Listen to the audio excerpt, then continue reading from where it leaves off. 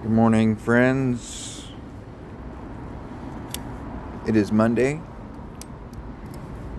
29th, and today I've got my Micarta 3V exclusive, White Mountain Knives exclusive, Cormorant.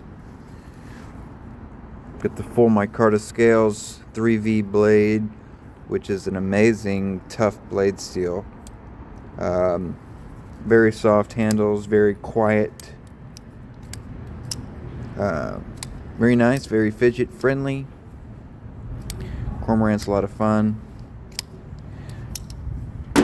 Also today I've got my little Boker Auto that I sometimes carry. Full copper scales, auto, acid watched D2 blade. This one's neat. Little 5th pocket carry.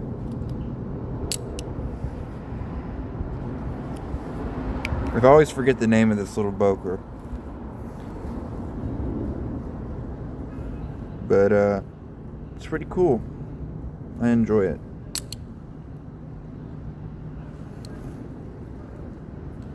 These are numbered too.